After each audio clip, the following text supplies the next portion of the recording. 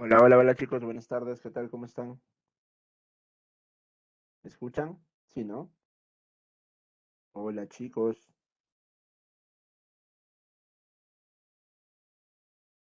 ahí está, chévere, Andrea, Keren, gracias.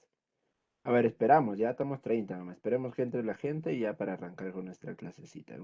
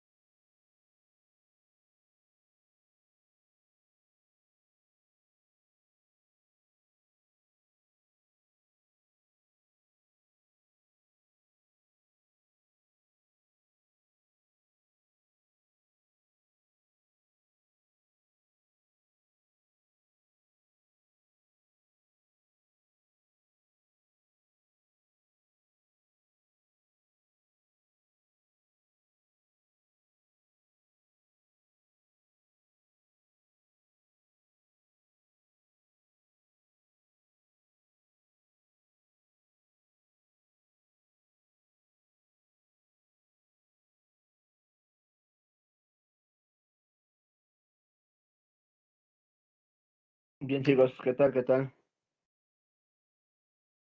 A ver, buenas tardes, buenas tardes. Sí, sí, hoy arrancamos con proteínas, Keren. Hoy nos toca hacer proteínas. Así que, a ver, vamos a ver si ya de una vez ingresa el resto de los chicos. Un minutito más, porque somos 80, ¿cierto? 80 y tantos, ¿verdad? O somos 50 nomás. A ver, delegado, ¿me confirmas? Hoy ya estamos ya. Hoy ya estamos completos. ¿Cómo es?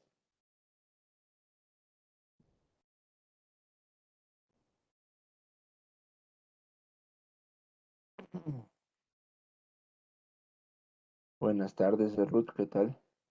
Creo que ya ese es nuestro límite, ¿no, chicos? Bien, a ver. Empezaremos. Sí, ¿no? Listo, ya. Bien, chicos. Proteínas, ¿sí? A ver, les comparto pantalla. A ver, un 5, por favor. El lapicerito falta instalar ahí nomás.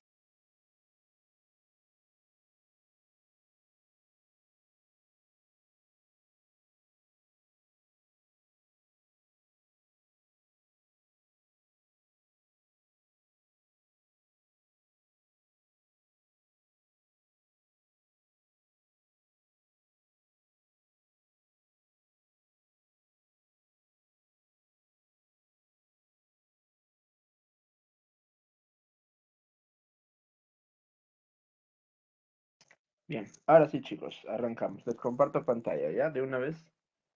Para empezar con nuestra clasecita del día de hoy. A ver, vamos a ver. Ahí está. ¿Se logra ver, no, chicos? ¿Sí? Sí, pasa. ¿Se ve bien? Sí, ¿no? Sí, profe. Listo. Bien, chicos, ahora sí. ¿Cuántos estamos ya? 66. Ya, bueno, va a ir entrando la gente, imagino.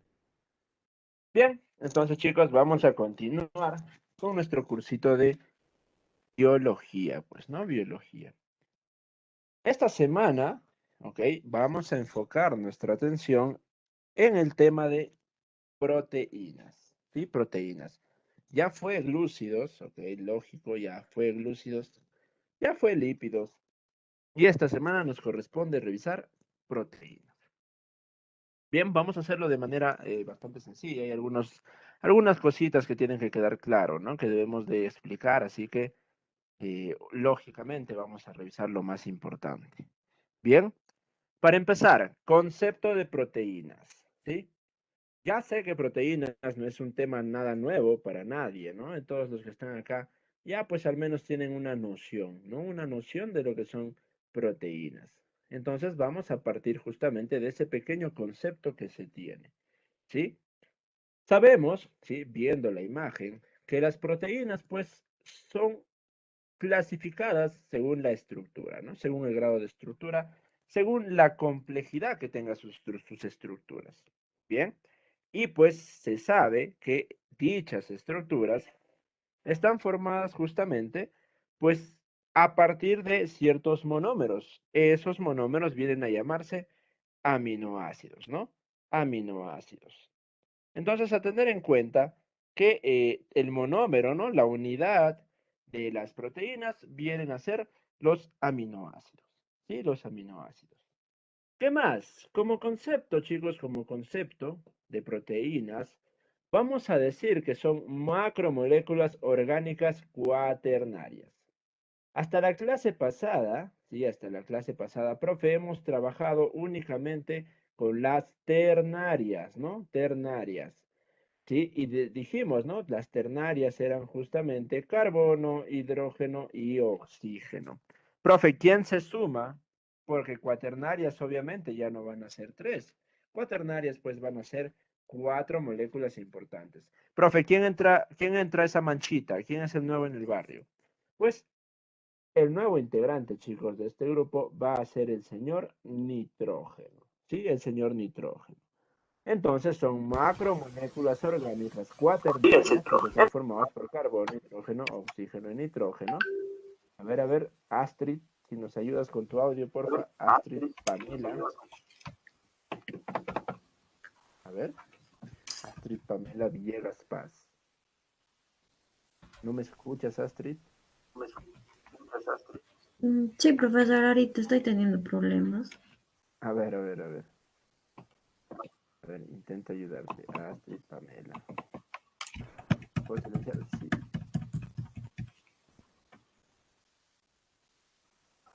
Ahí está, listo. Sí se pudo. Bien. Profe, además de estas cuatro, ¿va a haber presencia de otros elementos? Sí. Hay algunos que pueden contener, perdón, que pueden contener azufre y fósforo. Y pues en menor proporción fierro, hierro, cobre, magnesio, yodo, ¿ya? Pero la estructura principal, la estructura base de nuestras proteínas van a ser estos cuatro elementos: carbono, hidrógeno, oxígeno y nitrógeno. ¿Bien? Listo, como definición, ¿ah? Como definición. ¿Qué más, profesor? Pues vamos a decir, chicos, que estas proteínas van a ser los o las biomoléculas orgánicas más abundantes, ¿sí? Las más abundantes. Se dice que del peso neto de la materia viva, obviamente, las proteínas representan el 70%. Tú recordarás hace un par de semanitas que dijimos, ¿no? La biomolécula más abundante, profe, ese es el agua, ¿no? Ese era el agua. Pero si hablábamos de biomoléculas orgánicas o la biomolécula orgánica más abundante, pues nos referimos justamente a las proteínas, ¿sí? A las proteínas. Ojo con ese dato, ¿ah? ¿Cuál es la biomolécula más abundante? Proteína. ¿Bien? ¿Qué más, profesor? Tienen un elevado peso molecular. ¿Sí? Para eso vamos a tener en cuenta pues a los aminoácidos, ¿no? Los aminoácidos, al unirse y bueno, formar cadenas largas de aminoácidos, van a agrupar el peso molecular que cada uno tenga para darle pues el peso molecular a la proteína. Entonces, lógicamente, profe, yo sé que las proteínas no son cadenas cortitas, ¿no? Son cadenas largas de aminoácidos. Por lo tanto, el peso molecular que estas tengan, obviamente, pues va a ser grande, sí, va a ser grande. A ver, suerte gente está ingresando. Para la próxima creo que 10 minutos y lo cerramos, ¿ah? Para que no estén entrando y entrando y entrando. Bien, peso molecular elevado, entonces, chicos. ¿Qué otro dato, profesor? Se dice que un gramo de proteínas equivale o, pues, nos va a otorgar 4 kilocalorías. Hablando, obviamente, del aporte energético que nos pueden brindar. Profesor, yo ya pues he estado atento en las anteriores clases y sé que primero, ok, la biomolécula que primero te otorga energía son los glúcidos, profe. Luego vienen los lípidos. Muy bien. Y por último, pues en este orden vamos a tener a las proteínas. A las proteínas, ¿sí? Profe, ¿y en qué momento yo consumo mis proteínas? ¿Deben de darme energía? Pues en realidad, chicos, no sería adecuado nosotros consumir pues la energía de origen proteico. Las proteínas sí tienen varias funciones, pues dentro de las principales es su papel estructural, ¿no? No tanto como aporte energético. Entonces, ¿cuándo, profesor, yo consumo la energía que me van a dar las proteínas? Pues en condiciones extremas, ¿no? Como la inanición, pues extrema, ¿no? De varios días sin aporte de ningún tipo de alimento. Que esto es más que nada observable en algunas personas que, bueno, tienen por el mismo hecho de su forma de vida, pues, ¿no? Aquellos que son vagabundos, que no tienen un lugar determinado, están condicionados a tener largos periodos sin ingesta de alimentos, ¿no? O también, pues, los que se extravían, ¿no? Se pierden ahí en las montañas, en los nevados, los que son víctimas de naufragio, ¿no? Lo naufragan y se quedan, pues, ahí perdidos por varios y varios días, ¿no? ¿Qué sucede, profe? Lo primero que se consume, los glúcidos, ¿no? Todos sus carbohidratos desaparecen porque la persona, el ser vivo, sigue en actividad, pero no está ingiriendo ningún tipo de alimento, o sea, no ingiere fuente energética. Entonces, cuando se pierde y se queda ahí en la intemperie, lo primero que se consume son los glúcidos. Seguido de esto se van a consumir los lípidos, ¿sí? Los lípidos. Ahí nuestra grasita, ¿no? Nuestro tejido celular subcutáneo que dijimos. Bien. Y por último, ya, cuando se queda sin nada de aporte, no tiene ni carbohidratos ni lípidos, van a consumir a las proteínas. Es por eso que cuando encuentran a estas personas, no las encuentran pues gorditas, ¿no? Igual como se fueron, ¿no? Sino todo lo contrario, hueso y pellejo, ¿no? ¿Por qué? Porque cuando nosotros hablamos de proteínas, pues relacionamos principalmente o directamente con los músculos, ¿no? Con el tejido muscular. Si se ha consumido la proteína, pues obviamente va a haber una pérdida del tejido muscular. Y es así que nosotros lo observamos, pues en esos pacientitos recontraflacos, ¿no? Caquéticos. Bien, listo, profe. Entonces, 1 gramo de proteínas nos aporta 4 kilocalorías. Pero, profe, usted dice que no es lo adecuado consumir nuestras proteínas, correcto, ¿sí? Solamente son un recurso, pues, de última, ¿no? Ya el que te va a salvar la vida, un último recurso, ya el más desesperado, el consumo de las proteínas. ¿Bien? Por ahí alguien escribió algo, a ver qué dice. Profe, para aumentar mi masa muscular debo consumir alto en proteínas, alimentos en específicos.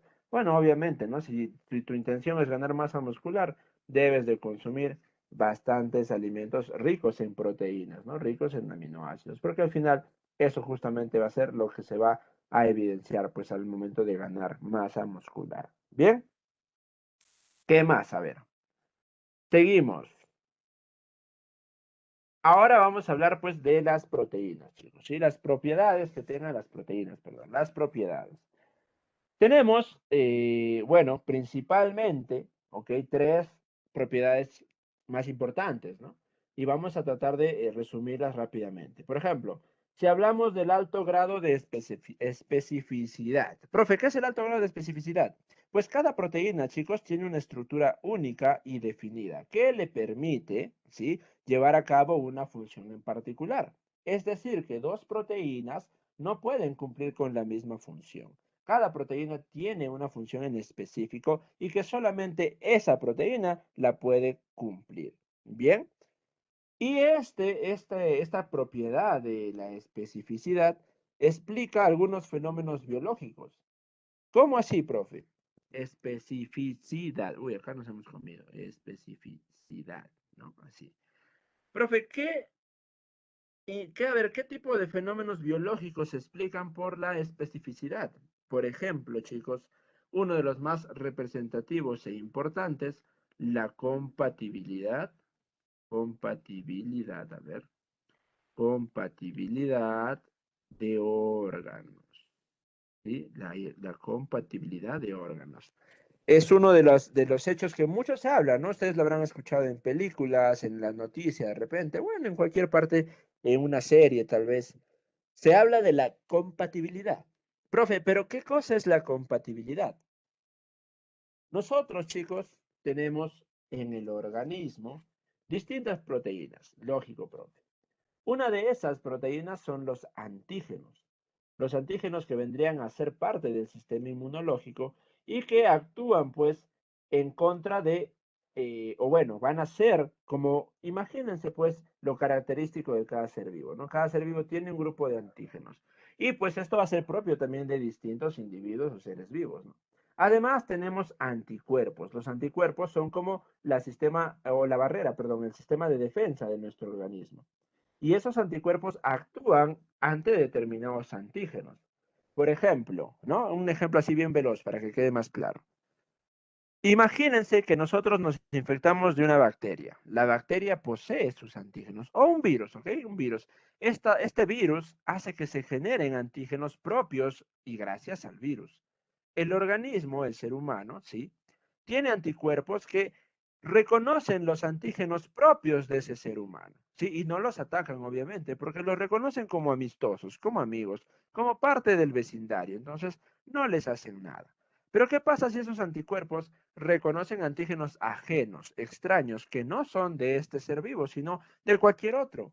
¿Qué hacen? Ah, no, dicen, este es un invasor, esto es malo para nosotros. Entonces, lo atacamos y lo destruimos. ¿Sí? Lo atacamos y lo destruimos.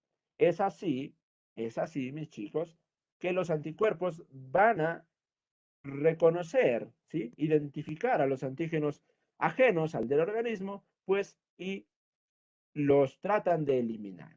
¿Bien? Lo mismo sucede, ojo, los antígenos son proteínas, los anticuerpos también son proteínas. Algo muy similar sucede con la compatibilidad de órganos. ¿Bien? Cada individuo, sí, cada individuo posee su grupo de antígenos, estamos diciendo, ¿cierto? Sí, profe. Existen unos antígenos que se llaman antígenos leucocitarios humanos. Por acá lo escribimos. Antígenos leucocitarios humanos. ¿Bien? Antígenos leucocitarios, que son un grupo de antígenos que se van a presentar, pues, sobre todo en los seres humanos, sí, en los seres humanos. Bien, ahora, profe, ¿qué sucede cuando se requiere un trasplante de órgano?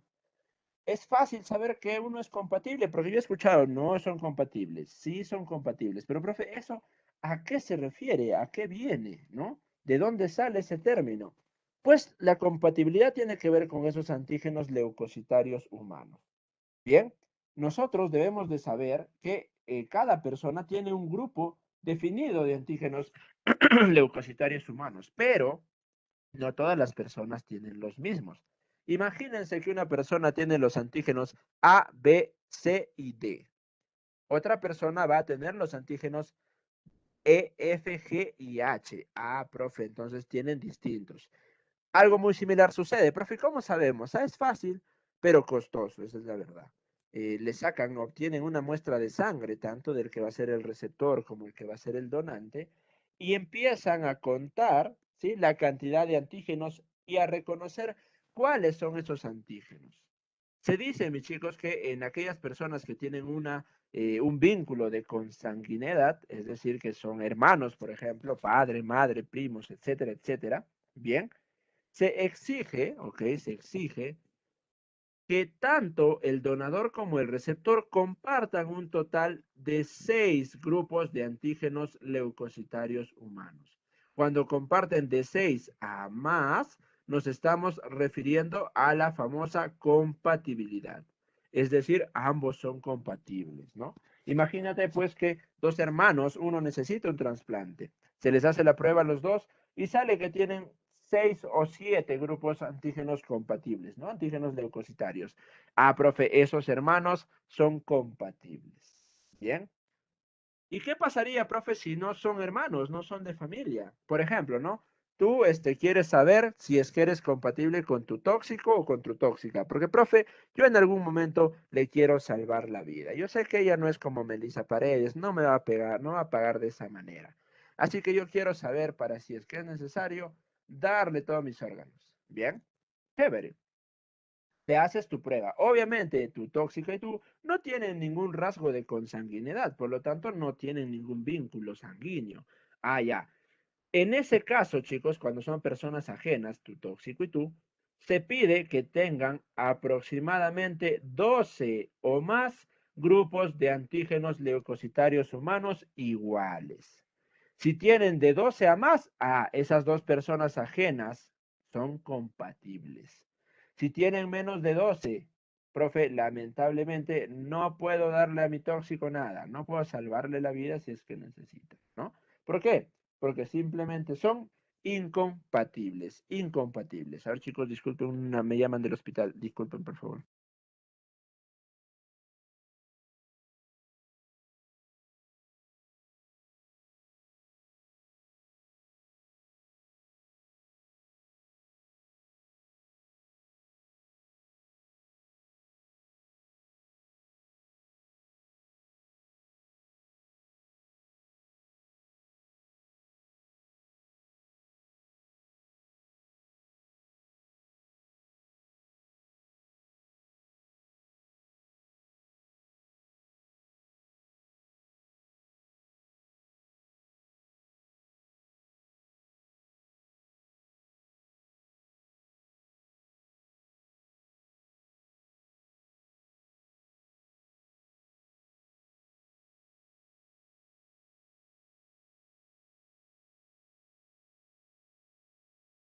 Volví, mis chicos, volví. Seguimos hablando de los tóxicos y de las tóxicas. Bien, en ese caso, pues, lastimosamente, chicos, no hay compatibilidad.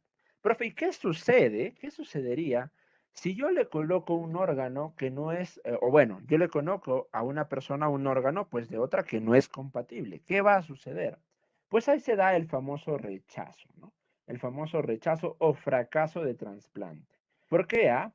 Porque justamente esos antígenos que van a tener, pues, el órgano, por ejemplo, del donante, no van a ser iguales a los antígenos que tenga el receptor. Entonces, los anticuerpos de ese receptor van a reconocer a los antígenos que van a estar en la superficie de la membrana del órgano, ¿sí?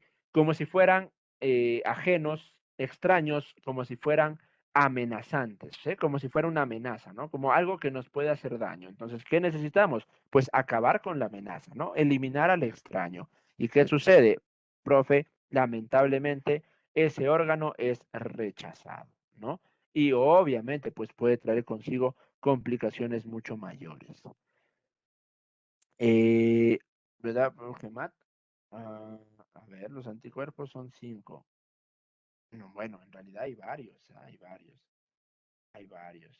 y hay varios, no son solamente 5. ¿O te refieres a que a las inmunoglobulinas de repente? A ver, a ver si por ahí más adelantito lo escribes. ¿Bien? Profe, ¿qué otro ejemplo, ok? ¿Qué otro ejemplo tenemos de especificidad? Porque ya más o menos va quedando claro, ¿no? ¿Qué tan específicos son que no pueden interactuar con proteínas, pues, ajenas, ¿no? Sí. Eh, Debemos de tener en cuenta entonces que esas proteínas o esa especificidad hace que sean propias de cada individuo y es por eso que no se pueden usar la misma proteína, por ejemplo, en otras especies, ¿no? También para tener en cuenta, si no se trasplantaría, pues, de tu perrito su hígado a ti, ¿no? Pero como no funciona de esa manera, pues debido a la especificidad, entonces ya pues, ¿no? Para donar córnea necesitas compatibilidad. En realidad, sí. Para cualquier órgano aplica. Sí, para cualquier órgano aplica. No es necesario. Profe, es que eso no creo que sea tan importante, ¿no? Sí, siempre es necesario tener el grado de compatibilidad. Si no, pues va a haber un rechazo, ¿no? ¿Sí? Entonces, en sí puedo, pero a diferencia de otros, a diferencia del riñón, del hígado, por ejemplo, el trasplante de córnea no es tan estricto, ¿sí? Porque puede tolerar, ¿sí? Pero es un riesgo, porque hay algunos pacientes que no toleran. En realidad, pues no se exige como, no, sí, sí o sí tienes que tener tu compatibilidad. Si no tienes, no te colocamos. No, porque hay casos, o sea, hay evidencia de que sin compatibilidad no ha habido rechazos del trasplante de córnea. Es uno de los órganos que en realidad no exige tanto como el resto, a diferencia de un hígado, de un riñón, de un corazón, ¿no? Ahí sí necesitas, sí o sí. Pero en el de córnea, eh, y justo, bueno, ahí vaya, mira la casualidad. Hace un mes estaba revisando información y hay un estudio donde ha habido pues bastantes trasplantes de córnea, se han hecho dos grupos controles, ¿no? Un grupo de no compatibles y un grupo de sí compatibles, y se ha hecho un trasplante en todos los grupos. Y ha habido, y eso es lo importante, ¿no? No ha habido una diferencia en porcentaje de rechazo, porque no todos los trasplantes de córnea también puede que vayan bien, algunos se desprenden por X motivos, ¿no? Como toda operación, pues tampoco es 100% segura, pero con el avance de la tecnología, obvio que ese porcentaje se reduce, ¿no? Pero en este caso es uno de los órganos que menos exigencia te requiere, ¿no? En cuanto a la compatibilidad. A ver, ¿qué dicen por ahí? Ojo, es un buen dato, buena pregunta. A veces salen esas cositas ahí en clase y los chicos que se les ocurre esas preguntas. No compatible. O bueno, hay un límite, sí, hay un margen de error, es 12 más menos 2. O sea, si tienes 10, 11, 12, 13 o 14, puede que sí, ¿no? Puede que sí te acepte. Todo tiene un margen de error, ¿no? La medicina no es tan estricta como las matemáticas, chicos. No, no te dicen, no, ya, si no llegaste a 12, fuiste, perdiste. Profesor, Hay varios aspectos a evaluar. Sí, dime, Yasira. profesor, ¿y en el caso de los pulmones, Ya. se puede donar así? O sea, ¿es estricto las reglas? Sí, en realidad como esos órganos tienen un aporte de sangre pues bastante importante, necesitan tener pues justamente compatibilidad, ¿no? Porque se pueden rechazar, pues. Entonces es mejor evitar, ¿no? ¿Para qué le pones, por ejemplo, un órgano arriesgándote, ¿no? A que no sean compatibles si sabes que más adelante vas a generar un daño mucho mayor, ¿no? Y bueno, hablar de trasplante de órganos es un tema bastante complicado porque hay muchas cositas que se tienen que tomar en cuenta, ¿no? No es tan simple como, un rompecabezas, ¿no? Pum, le saco, le coloco, ¿no? Sería bacán, ¿no? Todos nos haríamos cambios de todos los órganos que queramos. En realidad no es tan sencillo, ¿no? Se aplica bastantes tipos de medicamentos también para ayudar a que ese órgano no sea rechazado. Y depende de cómo va avanzando también la tecnología, pues se regula de una manera diferente, ¿no? Bien. Otro ejemplo, a esto les iba a decir. ¿Qué otro ejemplo, profe, de especificidad, ¿no? Digamos. Y vamos a hablar, pues, de acá lo que es los tipos de sangre, ¿no? El sistema ABO, que en realidad, pues, son muy conocidos, ¿no? El que menos, aunque no sepas a la perfección cómo o de qué trata esto, todo el mundo sabe, pues, del sistema ABO, porque sabemos que hay cuatro tipos principales de sangre, ¿no? El tipo sanguíneo A, el tipo sanguíneo AB y el tipo sanguíneo O. Ya creo que ahí está bien. AB y el O. Profesor, ¿cómo yo sé, o bueno, yo sé que soy tipo O, profe, pero ¿por qué soy tipo O? Eso es lo que quiero saber. De igual forma, chicos, en los tipos de sangre intervienen antígenos e intervienen anticuerpos. ¿Bien? ¿Y de qué cosa, profe? ¿Antígenos de quién? De los eritrocitos, de los glóbulos rojos. Sí, acá un disco bicóncavo, ya sí. Profe, ¿cómo así? En la superficie de los glóbulos rojos, chicos, pueden adherirse dos tipos de antígenos. Estos antígenos que van a estar representados por estas antenitas con bolita, sí, vamos a decir que son los antígenos de tipo A.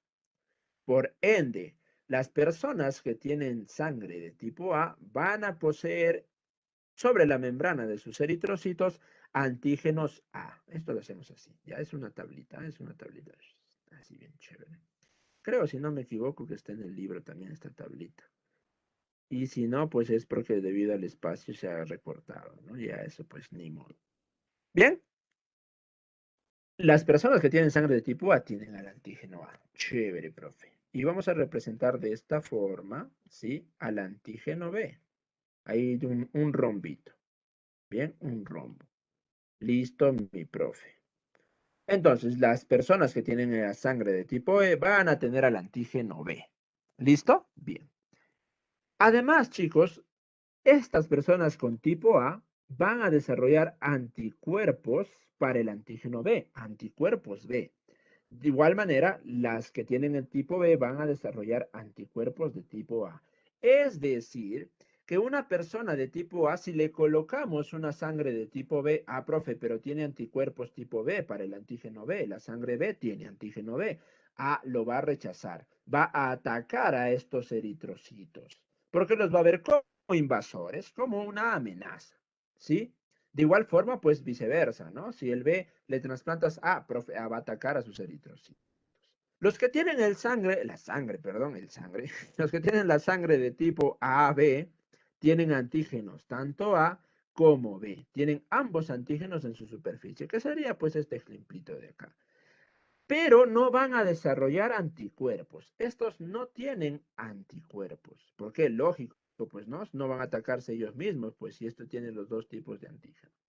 Bien. Y el grupo O, chicos, carece de los antígenos A o B. No tiene ninguno de los dos, pero sí posee anticuerpos para el A y el B.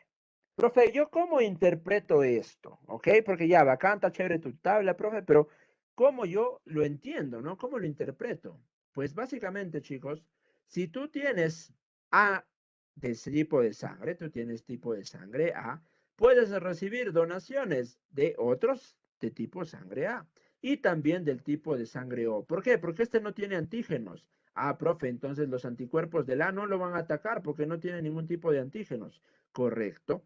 Si tienes sangre de tipo B, vas a poder recibir también sangre de tipo B o del tipo O. ¿Por qué? Porque el O no tiene antígenos. Ah, entonces el anticuerpo del B no lo va a atacar. Si eres del tipo AB, este puede recibir tanto del A, tanto del B, tanto del O. ¿Por qué? Porque, profe, no tiene anticuerpos, no va a atacar a nadie. Es por eso que al grupo sanguíneo AB se le conoce como el receptor, a ver, como el receptor universal. Uy, chispas, qué feo. Como el receptor universal. ¿Por qué? Porque este puede recibir de todos. Bien, de todos. Mientras que el tipo O, profe, este no tiene antígenos, por lo tanto le puede dar a todo el mundo. Ajá, muy bien, pero no puede recibir otra cosa que no sea O. ¿Por qué? Porque este sí tiene anticuerpos para el A y el B. Si le ponen otro tipo de sangre que no sea O, pues lo va a rechazar. Pero, profe, entonces este le da a todo el mundo, correcto. Por eso es que el grupo sanguíneo de tipo O es el donante universal. El donante universal, el dador universal, porque este puede darle a todos los tipos de sangre, ¿cierto? No interesa, correcto. ¿Sí? Correcto. Bien. Ahora, profe, el tipo AB ya recibe de todos, pero ¿puede donarle a todos? Obvio que no. Solamente puede donarse pues él mismo, ¿no? Si le dona acá, profe tiene anticuerpos B, le va a hacer mal, pues, ¿no? Este tiene anticuerpos le va a hacer mal. Este tiene los dos, mucho peor. Bien, entonces tengamos eso en cuenta, ¿sí? Tengamos eso en cuenta. ¿Listo? Tipos de sangre, ¿ok? ¿Qué más? ¿Qué más? A ver, por ahí creo que hay una pregunta, vamos a ver. A ver, vamos a ver qué dicen. Profe, y la división de resus, imagino, debe ser, ¿no? Del RH. Creo que se llama negativo y positivo. Sí, correcto. Así es, José. Además, pues, cuando nosotros hablamos de tipos de sangre, también se le suma otro antígeno, que es el factor RH, ¿no? El factor RH, que también es un antígeno, el que viene, pues, justamente del rhesus, ¿no? Que es una raza, pues, de primate, ¿no? Que se dice, pues, que de ahí provenimos todos, ¿no? Del rhesus. Y el sistema RH o factor rhesus, factor RH, es una proteína que también está en la superficie de los glóbulos rojos y puede ser positiva, ¿sí? Si es que tienes el RH, si tus eritrocitos tienen en su superficie al rhesus, vas a ser positivo. Pero si tu sangre, tus eritrocitos no tienen en su superficie al rhesus, eres negativo, ¿sí? Negativo. Bien. Lo más frecuente, positivos. Sí, lo más frecuente, lo que todos, y estoy seguro que la mayoría de ustedes tiene, y por eso son RH positivos, es porque tenemos el antígeno rhesus en la superficie de nuestros glóbulos rojos. Bien. Entonces, eso es para que veamos qué tan específicas son las proteínas, que no podemos jugar así por así con ellas. Bien. Chévere, mi profe. Otra propiedad más, la capacidad amortiguadora. Que la capacidad amortiguadora, a ver, profe, es cierto que los perros, a ver, ¿qué dice? Es cierto que los perros también pueden donar sangre a las personas. En realidad, pues no deberían. Pero los perros pueden donar sangre a las personas. En realidad, pues entre ellos, ¿ah? Pero una mascota, pues que te done sangre a ti, la verdad que no, ¿ah? Imposible. Porque tiene proteínas distintas, pues, ¿no? Proteínas distintas. En cambio, de un perro a otro perro, a eso sí pueden donar. De un gato a otro gato, a ellos sí. Entre ellos sí, normalazo se dona. Pero a un humano, un animal no puede donarles. ¿Sí? No puede donarle. ¿Por qué? Porque tiene proteínas totalmente diferentes, ¿no? Como lo estamos viendo ahora. Pues si es así, imposible. ¿Sí? Imposible. Y tampoco es que los humanos le puedan donar sangre a las mascotas, ¿ah? Ojo, ojo, deben recibir de su misma especie, no se vayan a confundir, o no vayan a cometer la locura de ponerse sangre de su perro, de su gato, ¿ok? Es mejor que le quede claro, para que después no veamos por ahí algunos accidentes feos, ¿ya? Bien, siguiente propiedad, capacidad amortiguadora. ¿Qué cosa es la capacidad amortiguadora, profe? La capacidad amortiguadora en las proteínas, pues de ser capaces de neutralizar las Profesor, ¿puede repetir? Se escucha entrelazado. cambios de pH del medio. ¿Se escucha entrecortado? A ver, ¿me escuchan bien ustedes, chicos? ¿O todos están con ese problema? Profe, se escucha mal. Uy, no, no me Escucha digan eso. entrecortada esa parte, Escuché, profesor. profesor. A ver, a ver, a ver. Hola, hola. A ver, vamos a ver. Profe, yo lo escucho bien. Se le escucha bien, maestro. Ya.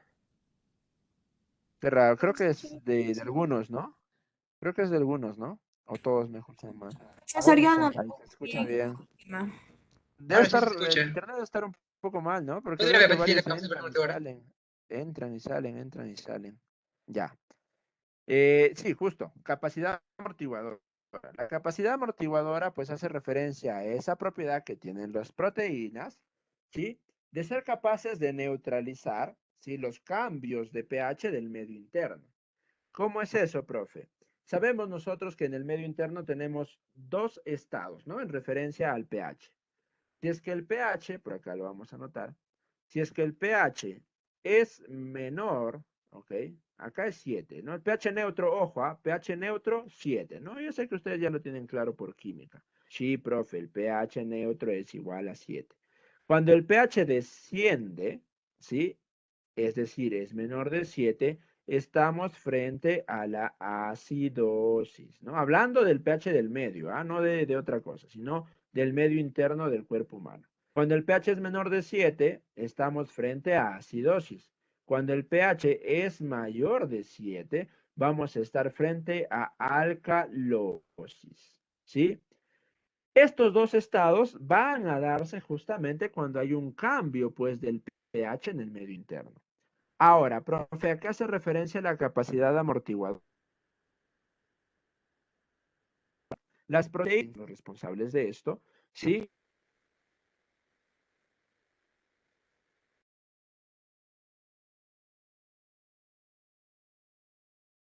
Profesor, no lo Comportarse escucho. tanto como desesperes, pero como un primer contacto, pues, con capacidad amortiguadora. Uy, ya ver. De nuevo, chicos, ¿son todos? Ay, no, chispas. Hola, hola, ¿no me escuchan? ¿Me escuchan mal? Profesor, se le escucha un Yo lo poco. escucho, Ahora Ya. sí, profesor. yo lo escucho bien, profe. En rato se le va la voz. ¿Me escuchas bien? Profe, ajá, excelente. Entrecortado. Hay veces que Está hablando normal y de Ahí es ahí. donde vamos a intentar solucionar esto. Y ahí nomás, chicos, esperen, esperen.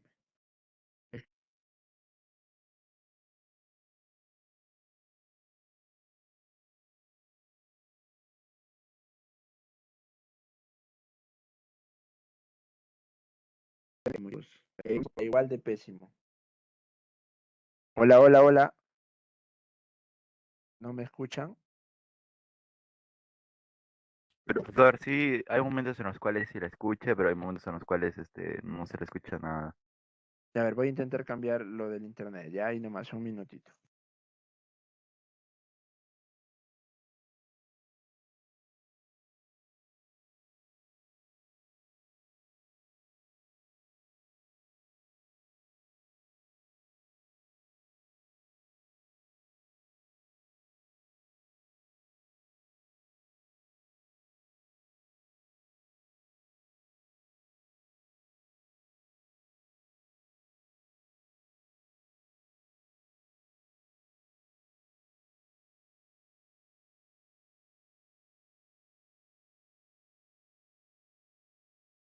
Hola, hola, hola, hola, hola, hola. ¿Me escuchan?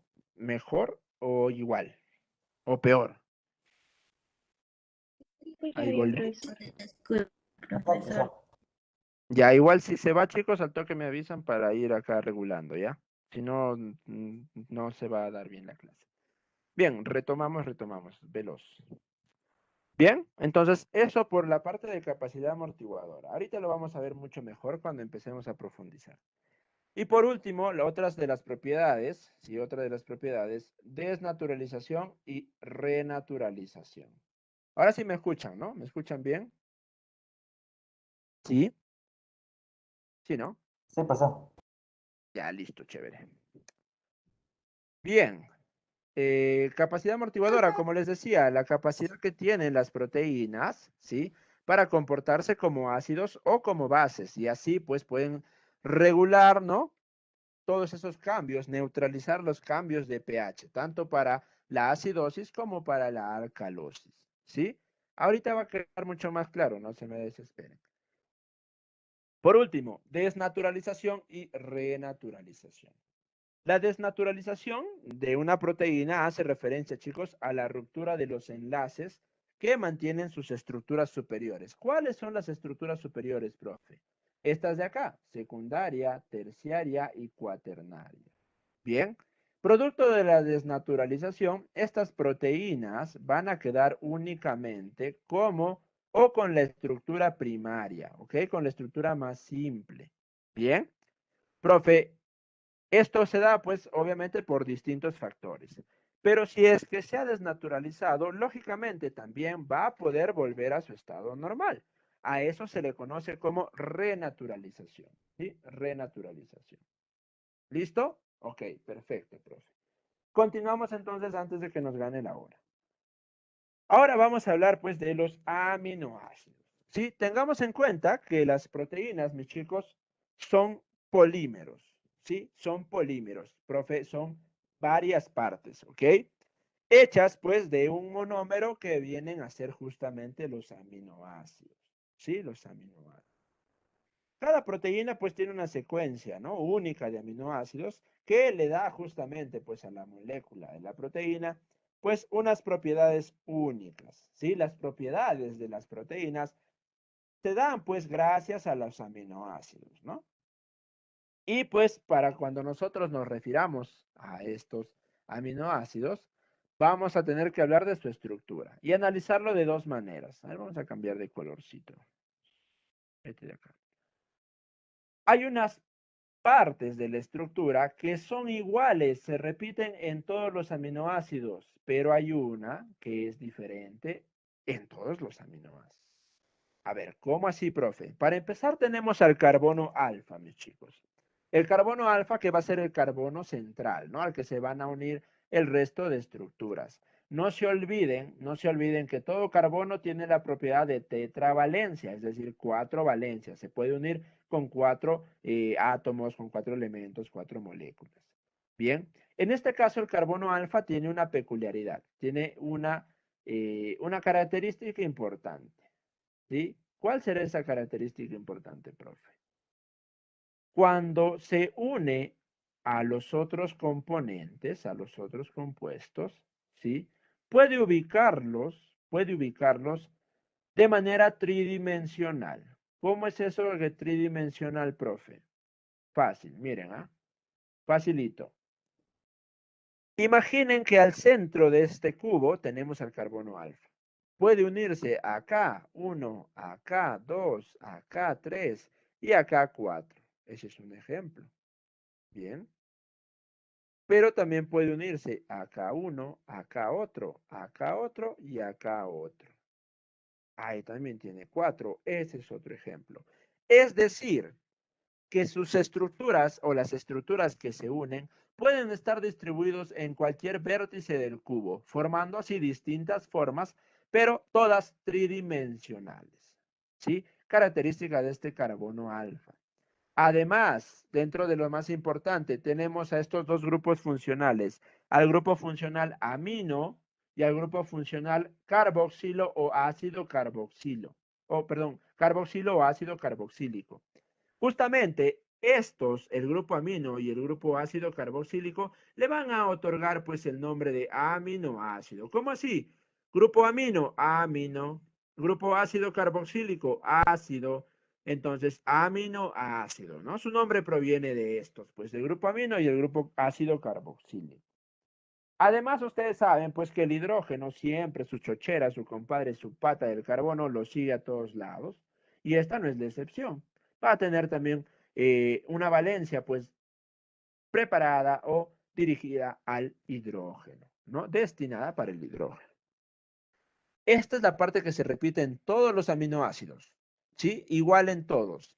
Y acá viene, chicos, acá viene la que es distinta en todos los aminoácidos. El grupo radical o pues grupo de cadena lateral, ¿no? El radical R, chicos, va a ser variable, ¿sí? Por ende, ok, ojo, cualquier estructura, cualquier molécula que puede existir, puede ser este radical R. Entonces podemos suponer, profe, que deben de existir pues una cantidad ilimitada de aminoácidos, ¿verdad? Profe, si puede ser cualquier cosa, puede haber cualquier cantidad de aminoácidos. Muy bien. Sin embargo, los que constituyen a las proteínas, por ende, los que van a ser importantes para el ser humano, son solamente 20. ¿Sí? Son solamente 20. Ojo, ¿ah? Eso no significa que solo existan 20. Hay una cantidad, pues, incontable, innumerable de aminoácidos. Pero los que van a estar formando las proteínas, por ende, dentro de lo que es el ser humano, pues van a ser solamente 20. Bien, solamente 20. Características importantes. Para empezar, son sólidos a temperatura ambiente, ¿sí? Incoloros, no tienen color. Eso ya sé, profe, no me vas a estar explicando esas cosas. Bien, discúlpame. Son cristalizables, es decir, que pueden formar cristales, ¿no? Estas propiedades de sólidos y cristalizables ya los hemos estado viendo todas estas semanas, ¿no? Que en temperatura ambiente forman cristales, ¿no? Por ende son sólidos. Tiene un elevado punto de fusión. El elevado punto de fusión es esa temperatura que se necesita para que el sólido cambie a estado líquido, ¿no? Cambie a estado líquido. Y pues el elevado punto de fusión hace referencia a que se requiere una temperatura altísima para que estos aminoácidos dejen de ser sólidos, ¿no? Dejen de ser sólidos. Y acá lo más importante, los aminoácidos, ¿ok? Tienen pues un comportamiento que es llamado anfótero, ¿sí? El comportamiento anfótero. Profe, ¿qué cosa es eso? Tranquilo, ahorita lo vas a entender. Bien, vamos a pasar a describir pues justamente este comportamiento anfótero y hablar de otro término más que también es importante. Bien, acá tenemos a nuestro aminoácido, ahí bien chévere, ¿no? Igual al resto, listo. ¿Qué pasa si este aminoácido, chicos, lo colocamos o se encuentra en una disolución acuosa, en un disolvente, en un medio líquido, en este caso agua, ¿no? Va a tener una doble ionización. ¿Qué cosa es ionización, profe? Es la capacidad o, pues básicamente cargarse eléctricamente, ¿sí? Ionizarse es cargarse eléctricamente. Entonces, los aminoácidos al estar en disolución en un medio líquido van a cargarse pues eléctricamente, pero de dos formas, tanto positivo como negativo. Por eso dice doble ionización, doble ionización. ¿Y cómo es eso, profe? Ah, miren, ¿ve? Al estar al agua, en contacto con el agua, chicos, ¿sí? ¿Qué pasa con nuestro aminoácido? Pues interactúa con la molécula de agua, obviamente, que pierde un hidrógeno. Ustedes ya saben, el hidrógeno cuando está en forma de iónica, en forma de iones, va a ser positivo, ¿no? Muy bien.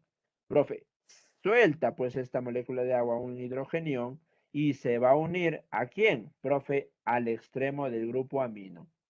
De NH2 va a ser NH3. Y como el hidrógeno es positivo, va a cargar este extremo de manera positiva. Bien, de manera positiva. Profe, ¿qué sucede al otro extremo? En el otro extremo, nuestro grupo ácido carboxilo, pues va a perder, va a soltar, va a liberar un hidrógeno, un hidrogenión para ser más exactos.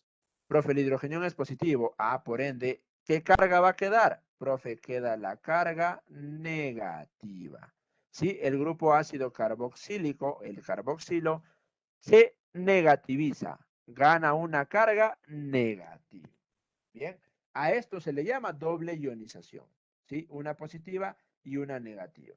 Entonces, el estado de doble ionización que adoptan los aminoácidos al estar suspendidos en una disolución, recibe el nombre de suiterión. ¿Sí? Suiterión, que es un concepto que yo sé que todos lo han escuchado, pero que se les hace muy difícil de aprender, de memorizar. Pues en realidad no es nada tan complicado, ¿no? El suiterión es el estado de doble ionización que adoptan los aminoácidos al estar disueltos, pues, en un medio acuoso, ¿no? En una disolución acuosa, el suiterión. Pero este suiterión no solamente va a tener este concepto, sino va a estar vinculado ¿a qué cosa? A lo que hemos visto antes, ¿sí? A los cambios de pH. Bien, ya lo dijimos, ¿ah? El pH menor de 7, profe, esto es acidosis. El pH mayor de 7, profe, esto es alcalosis. Bien, ¿qué sucederá? ¿Qué sucederá? Para que ustedes tengan en cuenta, ¿no? Algo que está directamente vinculado con el pH. ¿Qué dijimos, profe? Los hidrogeniones, ¿no? Los hidrogeniones. Y los hidrogeniones están vinculados directamente con la acidez del medio. A más hidrogeniones. ¿Qué cosa vamos a tener, profe? Un pH mucho más bajo, por lo tanto el medio va a ser más ácido, ¿no? A más hidrogeniones, un medio más ácido. Bien, ojo, acá bastantes hidrogeniones.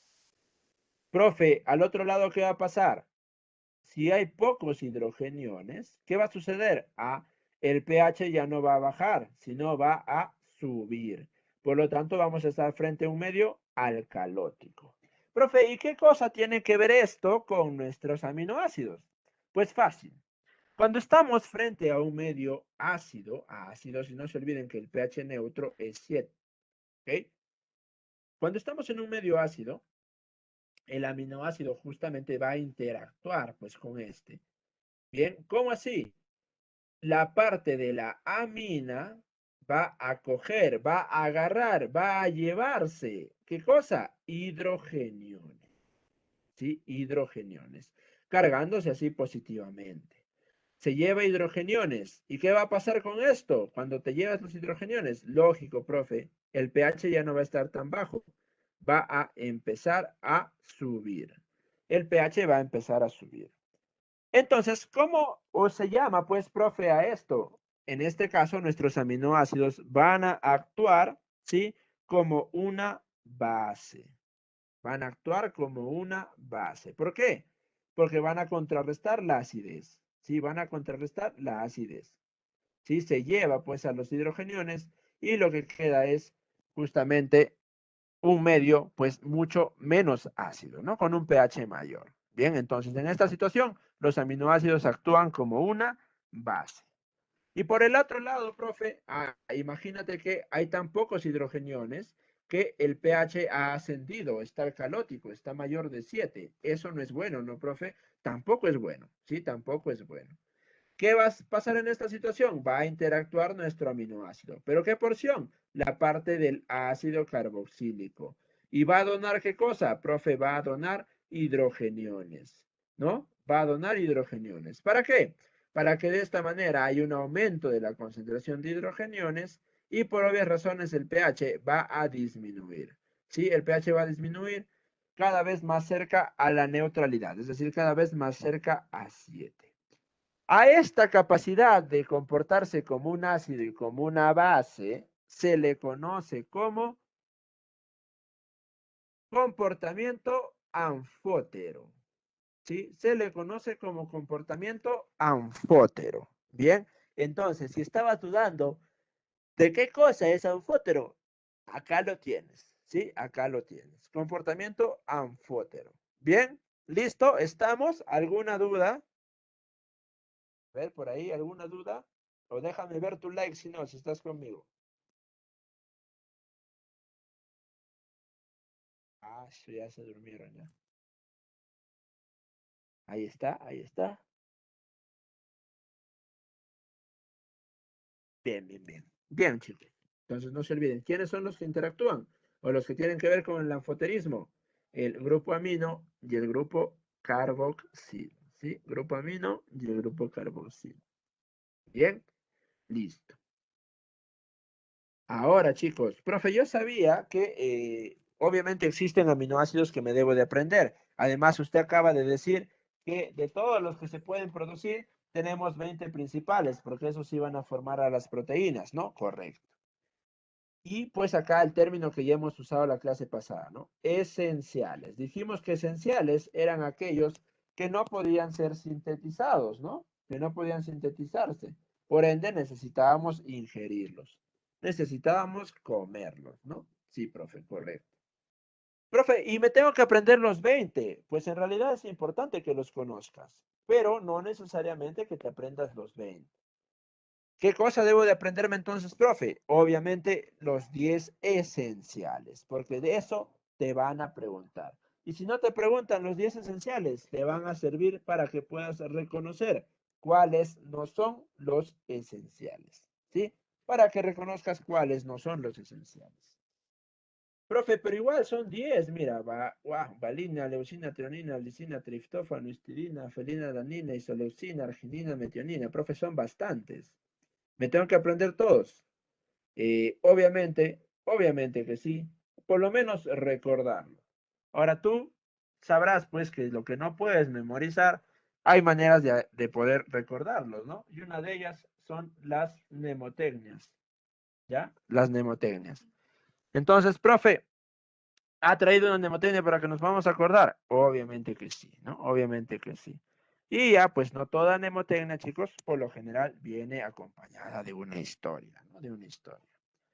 Cuando yo estaba estudiando, ¿ok? En la universidad, tenía un amigo, uno de mis mejores amigos, mi chochera, mi pata, mi causa, mi brother. ¿Bien? Mi amigo, pues, estaba enamoradísimo. Tenía una novia, ya eran enamorados, sí. Y estaban bastante tiempo. Y la chica se llamaba Valeria Ariana. Valeria Ariana, ¿no? Él le decía de cariño Valeari, pues, ¿no? Así la conoció cuando eran amigos. Entonces, así nos la presentó, como Baleari. Ya obviamente, pues a toda la mancha, ¿no? Salíamos con él para todos lados y él pues tenía que llevar a Baleari, ¿no? Entonces, Baleari ya se había vuelto parte del grupo, ¿no? Era como uno más de la mancha, ¿no? Entonces nosotros también la tratábamos de esa manera, como uno más pues de nuestro grupo. Y ellos pues ya estaban buen tiempo, ¿no? Y estaban buen tiempo. Mi amigo recontra flechadazo de Baleari. Y pues cada quien hace su vida, ¿no? Y nosotros lo dejamos tranquilo.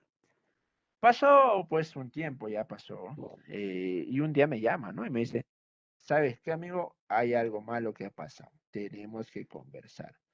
Uno, cuando es varón, chicos, y te dicen eso, uy, ya, espérate lo peor, ¿sí? Espérate lo peor. Obviamente, pues a tu amigo no le puedes decir que no. Le dices, ok, te espero donde siempre, y te sientas a esperarlo con unas chelas, ¿no? A ver, ¿qué habrá pasado? Dice. Pues viene y me empieza a contar, ¿no? Ah, tú qué, todo tranquilo, sí, ¿qué tal? ¿Cómo estás? Bien, ya, sí, bien. ¿Qué había sucedido? Pues se pone más sentimental, sí, se pone más sentimental, lo veo ahí medio sensible y le digo, pues, ¿qué pasó? Y me dice, tú sabes que yo a Baleari la quería mucho, y bueno, ya, ¿para qué más, no? ¿Para qué entrar en detalles? Pero, ya, pues, ¿no? Cuando viene ese preludio, uy, tú ya sabes que lo peor se avecina. Pues me dice, ¿sabes qué? Lamentablemente, Baleari me ha pagado mal. Y pues, obviamente, con sus ojitos ahí medios llorosos, me dice, pues, ¿no? Tú sabes cuánto la quería, pues si vale Ari. Me hizo feliz, me hizo bastante feliz, pero ahora lamentablemente me hizo triste, ¿no? Vale Ari me hizo feliz y me hizo triste. Uno que es un muy buen amigo, pues eh, lo reconforté, no le digo tranquilo, no te preocupes, porque eso me hace recordar a los aminoácidos esenciales. ¿Cómo así? Vale Ari me hizo feliz y triste. Valina, leucina, arginina, metionina, histidina, isoleucina, fenilalanina, lisina, triptófano y treonina, chicos. Los 10 aminoácidos esenciales en esta pequeña oración, pues, ¿no? Vale, Ari, me hizo feliz y triste a la vez. Obviamente, pues, yo lo recuerdo porque no un cuento mío, una anécdota mía, pero yo sé que cada quien puede crear su anécdota, que puede crear su mnemotecnia, ¿no? Si es que no les gusta la mía, pero si les sirve y les ha parecido, pues, graciosa, encantadísimo de que la use. No se olviden, ¿ah? Vale, Ari, me hizo feliz y triste. Obviamente acá en el triste, pues, le metes su triste, ¿no? Para que te pueda acordar aún más fácil la treonina, ¿no? Pero bueno, una historia triste. No, mi amigo no era Rodrigo Cuba, no se equivoquen. Sí, es un amigo de hace tiempo, ya lo conozco, no es de ahora. Pero son cosas que suelen suceder. Al menos nos sirvió para recordar, pues, los aminoácidos esenciales. Ojo, profe, ¿qué pasa si en mi examen me preguntan no esenciales? ¿Qué cosa hago, profe? En tu mnemotecnia no entran los no esenciales. Pero te puedo asegurar que en tus alternativas vas a tener 4 esenciales. Y por descarte vas a poder eliminar. Vale, Ari, me hizo feliz y triste, sirve bastante, ¿ah? Si no te gusta, haz la tuya. Correctísimo, yo no te digo que no. Pero si te sirve, si te vacila la mnemotecnia, pues chévere, ¿no? Pues por lo menos te acordás que a tu profe pues tenía un amigo, ¿no? Tu profe tenía un amigo que lamentablemente la pasó mal. Bien, ojo chicos, aminoácidos. Bien, continuamos. Listo. Ahora vamos a hablar de lo que son los péptidos. Los péptidos que no son otra cosa que cadenas de aminoácidos. Bien, acá tenemos 2 aminoácidos, acá está clarísimo su estructura, amino, hidrógeno, el grupo carboxilo, ¿no? Su carbono alfa y el radical R, ¿no? Sí, la cadena lateral. Aquí igual, grupo amino, carboxilo, carbono alfa, hidrógeno, pues y su cadena lateral del radical R. Bien, entre estos chicos se produce pues la unión, ¿no? Y se produce un enlace. ¿Cuál es ese enlace, mi profe? El enlace peptídico, ¿sí? Ahí tienen otro enlace más, ya saben, el enlace de los carbohidratos, el enlace de los lípidos y ahora el enlace de las proteínas, ¿sí? El enlace peptídico. ¿Qué sucede entre estos, profe? Algo que ya hemos estado viendo frecuentemente las 2 últimas semanas. ¿Cómo se llama esta vaina? ¿Cómo se llama cuando se libera una molécula de agua debido a la formación de un enlace? ¿Qué nombre recibía eso? A ver, yo sé que te acuerdas, ¿ah? ¿Qué nombre recibía eso? Dímelo. Dímelo. Los votos. Ahí Entonces, está. Muy bien. deshidratación. Síntesis por deshidratación. Mi profe, no nos votes, pues. Bien. Síntesis por deshidratación. Suelen preguntar, ojo que todo es importante, ¿ah? Nosotros no hablamos cosas que no tienen importancia. Todo es importante. Bien. Listo. ¿Qué va a suceder, profe? Se produce, pues, el enlace peptídico, se libera una molécula de agüita por síntesis por deshidratación, se generan los péptidos. Cuando nos referimos a péptidos, podemos clasificarlos o agruparlos en 3 grupos. Sí, profe, yo veo 2. Ahorita vas a entender por qué. Los oligopéptidos, que va a ser pues justamente la unión de aminoácidos menor de 10, ¿sí? Menor de 10. Entonces, profe, vamos a tener dipéptidos, claro, tripéptidos, lógico, tetrapéptidos, por supuestation, ¿sí? Y etcétera, etcétera, ¿ok? Etcétera, etcétera. Ojo, máximo hasta llegar pues hasta 10, ¿sí? Hasta 10, menor de 10. Luego tenemos a los polipéptidos, que los polipéptidos, o también llamados cadenas polipeptídicas, ¿sí? Van a estar formadas por una cantidad pues mayor a 10 aminoácidos, por si acaso acá, aminoácidos, ¿sí? Y, ojo, lo que varía obviamente entre un péptido y otro, pues es la extensión, ¿no? La extensión. Entonces, profe, cuando hablo de proteínas, chicos, ¿sí? Se dice, ¿ok? Porque hay muchos, acá hay una variación muy grande, no les voy a mentir. Hay algunos que consideran pues ciertos valores, hay otros que otros, pero lo que más se repite es que mayor a 50 aminoácidos, estamos hablando ya de proteínas, ¿sí? De proteínas, ¿bien? De proteínas. Recordarlo, recordarlo.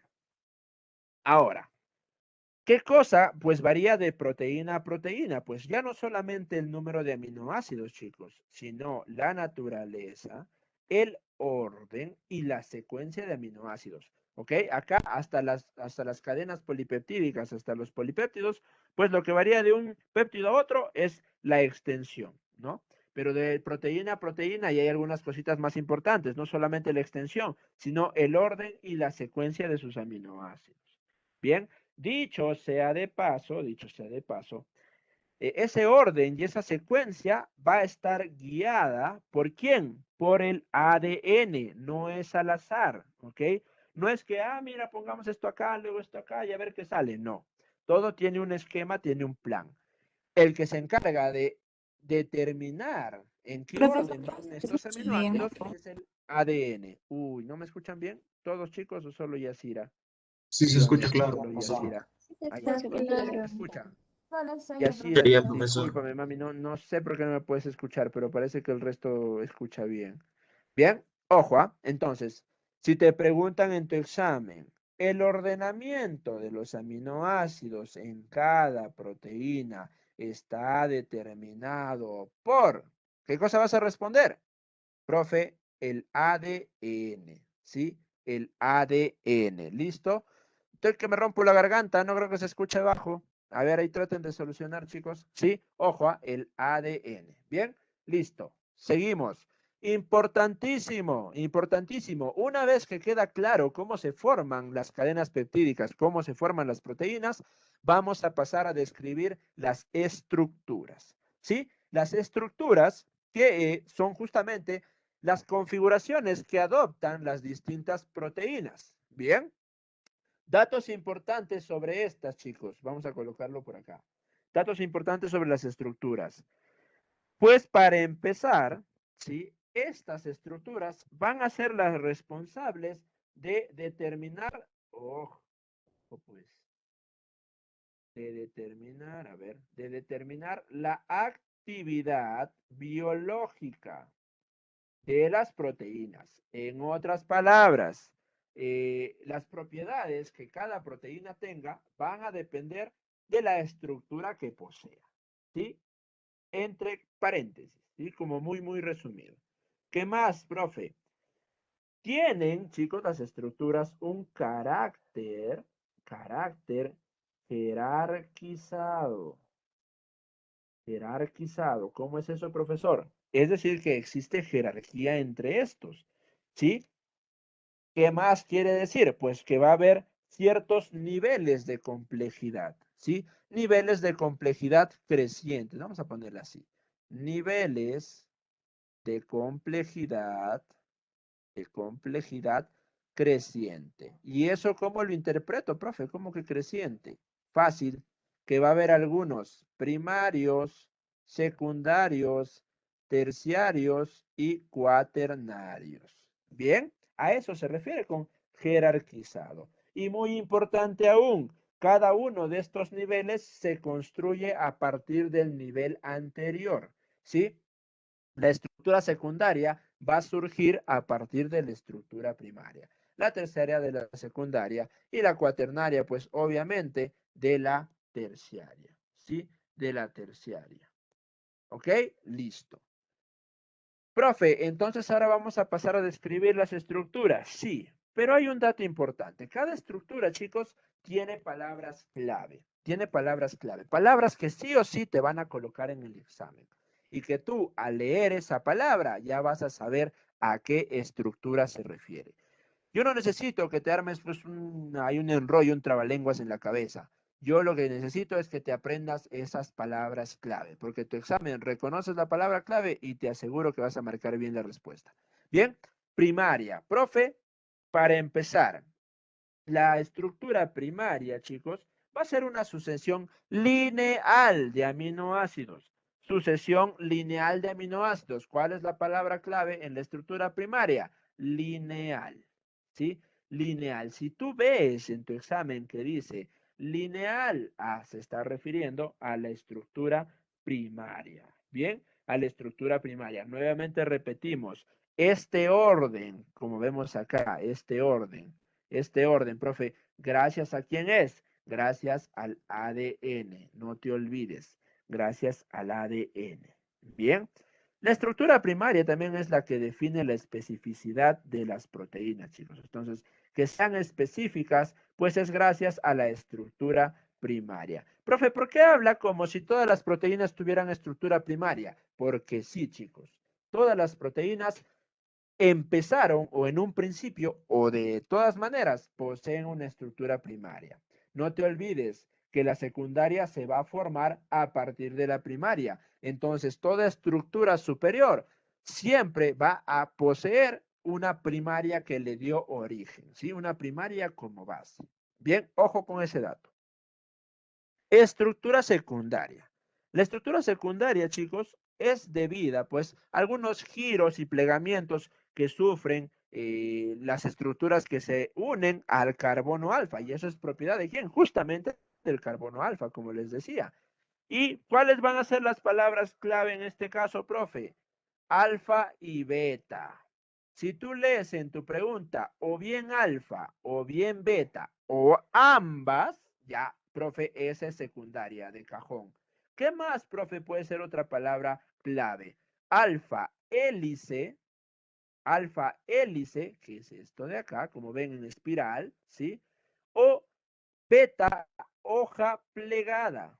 Beta hoja plegada. Si tú lees beta hoja plegada o plegada, como esto, como la hoja de donde haces tu resumen, ¿no? Que le doblas 1000 veces y que queda como un acordeón. Ahí está, igualito. Hoja beta plegada o alfa hélice. Estos dos términos van a hacer referencia pues a la estructura secundaria. Suficiente que los leas en tu examen para que puedas marcar la respuesta correcta. Bien. Además, las proteínas o pueden presentar únicamente alfa, únicamente beta, o pues como este ejemplo, ¿no? Alfa y beta, ¿sí? Alfa y beta. Bien. Quedó claro, ¿no? Quedó claro entonces las palabras clave, ¿no, chicos? Alfa y beta. Alfa hélice, beta hoja plegada. Bien. Déjame ver tu like. Ahí está, Andreita. Gracias. Siguiente estructura. Profe, vamos a hablar de la terciaria y cuaternaria. La estructura terciaria, chicos, va a ser pues la representación de los enrollamientos, digamos, de los enrollamientos de la estructura secundaria. Han visto que tiene en forma de espiral y hoja plegada, ¿no? Eso puede llegar tanto pues a enrollarse que van a dar origen a la estructura terciaria. Y pues esta estructura terciaria va a poseer formas tridimensionales geométricas, sobre todo las que vienen a ser pues en forma de círculos, ¿no? En forma de óvalos, en forma de repente cubos, pero no tan bien definidos, ¿no? Sino algo pues irregulares. Pero al fin y al cabo son figuras geométricas. ¿Y cuáles son los términos clave, mi profe, cuando hablamos de estructura terciaria? Pues vamos a tener que esta estructura, ese superplegamiento, va a mantenerse así, es decir, va a seguir con esa forma gracias a algunos enlaces que se producen entre las cadenas laterales de la proteína. ¿Cómo se llaman? Pueden ser enlaces de tipo fuertes, como el puente disulfuro, este es fuerte, ¿ah? Este es fuertesísimo.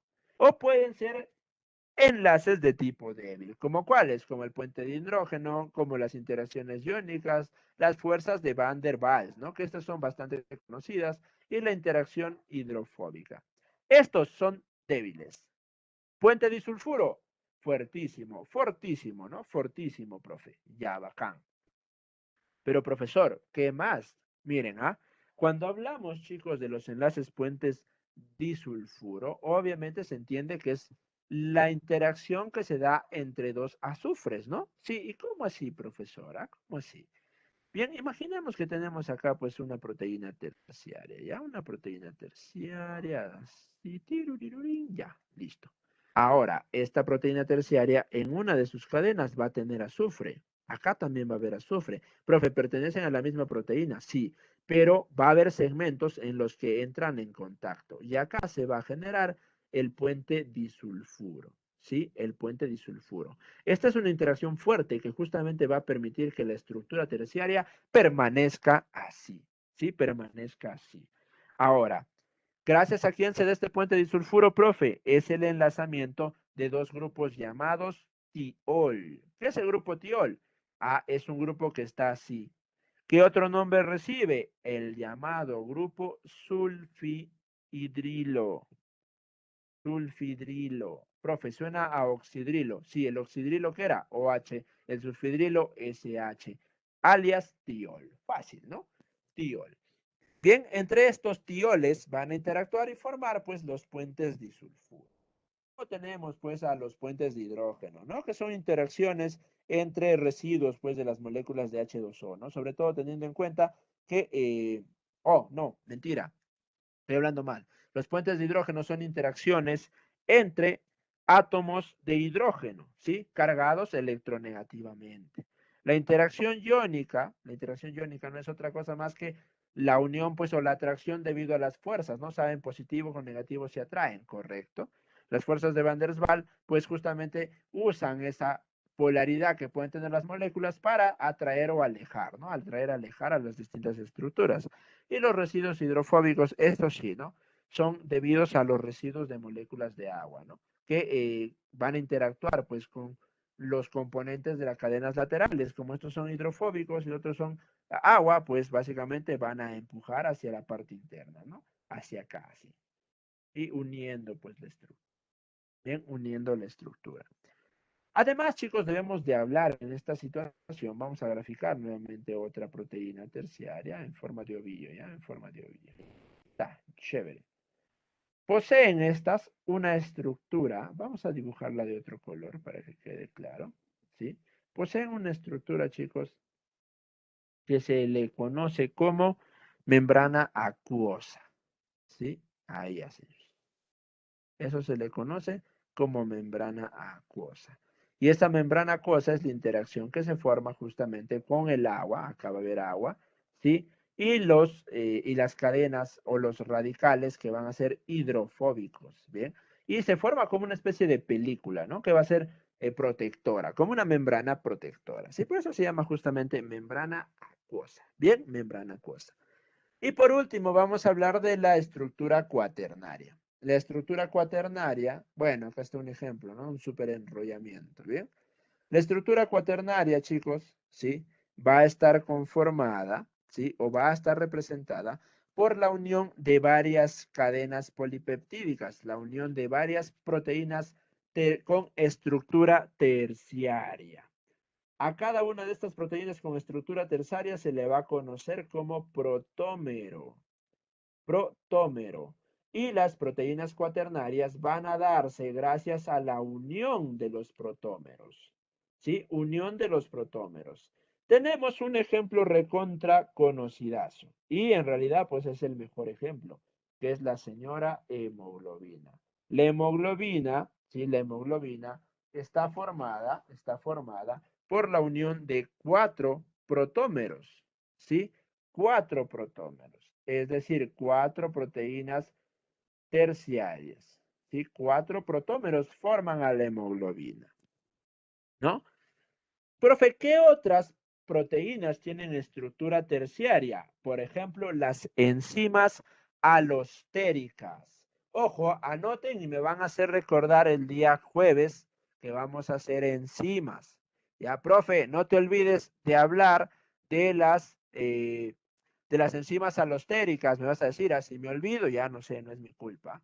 Bien. Enzimas alostéricas también tienen estructura cuaternaria. Bien, ojo, les estoy diciendo, a guerra avisada no mata gente. Bien, listo. Profe, ¿qué más podemos hablar de estas cuaternarias? Sobre todo, chicos, hablando de la hemoglobina, vamos a hacer referencia a lo antes mencionado, que el ADN es el que se encargaba de colocar el orden de los aminoácidos, ¿no? Bien, hay algunas alteraciones, chicos, genéticas, mutaciones genéticas en el ADN que van a generar, pues, que este orden ya establecido no se cumpla. Bien. ¿Y cómo así, profesor? Vamos a dar el ejemplo concreto, ¿sí? El ejemplo concreto. Aquí están los aminoácidos. Y bien, ¿qué va a suceder, profe? No entres ahí con misterios. Miren, ¿ah? Normalmente, chicos, imaginen que acaba un ácido glutámico. Bien. Ya, profe, todo bien, pues no hay su orden, debe ir ahí, entonces que vaya ahí. pues sucede una condición en la que en lugar de un ácido glutámico, mis chicos, se genera o se coloca una valina. ¿Bien? Profe, pero un aminoácido, ¿pues qué cosa va a hacer? Pues no creo que pase nada. Ajá, no pasa nada. Ahora vas a ver. Esta sustitución del ácido glutámico por la valina, ¿sí? Condiciona a una enfermedad, vamos a colocarla por acá, que se llama anemia drepanocítica. Drepanocítica.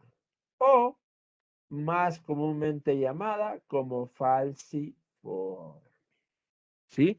Es tan importante, chicos, que se respete la secuencia programada por el ADN, porque un solo cambio de un aminoácido, como estamos observando, va a generar un problemón. ¿Cómo que un problemón? Este cambio en la estructura, chicos, va a hacer que de tener glóbulos rojos bicóncavos, tengamos glóbulos rojos en forma de hoz. Pero, profe, ya, pues será de forma de hoz, ¿qué vamos a hacer? No. Estos glóbulos rojos en forma de hoz, al atravesar la membrana del vaso, porque en el vaso es donde se genera la destrucción de los glóbulos rojos, la famosa hemocateresis, ¿no? Cuando ya cumplen su tiempo de vida, pues los glóbulos rojos van a morir al vaso, ¿sí? La hemocateresis. Pero ellos tienen un tiempo de vida de 120 días aproximadamente, o sea, luego después o recién después de 4 meses, ahí pues van a morir, ¿no? ¿Qué pasa con estos glóbulos rojos en forma de hoz, profe? Estos van a morir antes, ¿sí? Porque al momento de pasar la membrana no son o no logran atravesarla pues adecuadamente y ¡pum! Fallecen, se destruyen. Y eso condiciona pues la pérdida de todo lo que están dentro pues de los eritrocitos, ¿no? Como la hemoglobina principalmente. Y estamos frente pues a la anemia drepanocítica o falciforme, ¿no? Anemia drepanocítica o falciforme. Bien, simplemente por un cambio aparentemente inofensivo. Inofensivo. Bien, ojo, ojo entonces, estructura cuaternaria, formado por varios protómeros, no te olvides, esa es la palabra clave, ¿ok? Acoplamiento de varias cadenas, te puede decir, o de varias proteínas. Ah, esa es estructura cuaternaria, ¿sí? Esa es estructura cuaternaria. Bien, listo, mi profe. ¿Qué más? Ahora sí vamos a hablar pues de desnaturalización y renaturalización, ¿sí? Desnaturalización y renaturalización. Bien, profe, ¿qué es eso? Cuando nosotros, o bien, cuando la proteína, chicos, no ha sufrido ningún cambio, no ha sufrido ningún cambio en su interacción con el disolvente, porque no te olvides, las proteínas están en agua. El disolvente, el medio líquido va a ser agua, ¿ok? Agua, ¿por qué? Porque las proteínas están dentro de la célula y en la célula hay agua. Bien, entonces, cuando la proteína, pues, no ha sufrido ningún cambio en su interacción con el agua, se dice que presenta una estructura nativa, un estado nativo, que no es otra cosa que la estructura que le corresponde. Por ejemplo, en este caso, profe, si fuera una secundaria, a su estado nativo es secundario, ¿no? Si fuera una cuaternaria, su estado nativo es una estructura cuaternaria, ¿sí? A eso se le conoce como estado nativo. Bien, la desnaturalización, chicos, la desnaturalización es el proceso, ¿ok? Mediante el cual las proteínas, ¿sí? Pierden sus estructuras de orden superior, pierden sus estructuras superiores. La que era cuaternaria, Nelson, ya no es cuaternaria. La que era terciaria, tampoco. La secundaria, tampoco. ¿Y cómo van a quedar, profe? Así, lineal. ¿Cómo se llama eso? Primaria, ¿sí? Estructura primaria. Entonces, cuando sucede esto, estamos frente a un estado desnaturalizado, ¿sí? Estado desnaturalizado. ¿Bien? Ahora, en una proteína cualquiera, chicos, la estructura nativa y la desnaturalizada solo tienen en común la estructura primaria. Ojo, la estructura primaria. ¿Bien? Profe, ¿y cuándo se genera una desnaturalización? Hay varios factores, chicos, hay varios factores que van a intervenir. Pero acá tenemos a los 4 principales, ¿sí? A los 4 principales. ¿Bien? Por ejemplo, si hablamos de la polaridad del disolvente. El disolvente ya saben que es agua, ¿no? Ya tiene una polaridad establecida. Si se le agrega unas sustancias menos polares o directamente no polares, bien, como en el caso de algún disolvente orgánico, ¿no? ¿Qué va a pasar? Pues estos van a interactuar con las proteínas y su sector hidrofóbico y van a desorganizar la estructura terciaria. Profe, yo sé pues que si se altera en todo caso el medio líquido donde están, los que van a pagar patos son los enlaces, ¿sí? Los enlaces que se habían generado entre las estructuras. Profe, fuerzas iónicas. Las fuerzas iónicas hacen referencia pues a la adición de algún tipo de sal, ¿no? Por ejemplo, un sulfato de amonio, ¿ok? Urea, por ejemplo, que va a provocar pues que haya una competencia por ese medio líquido. De esta manera se vulnera la membrana acuosa de las proteínas y se vulnera la estructura superior, quedando solamente estructuras primarias. El pH, profe, este es uno de los más conocidos, yo lo he escuchado. Ajá, el pH, chicos, va a afectar pues la envoltura acuosa, ¿no?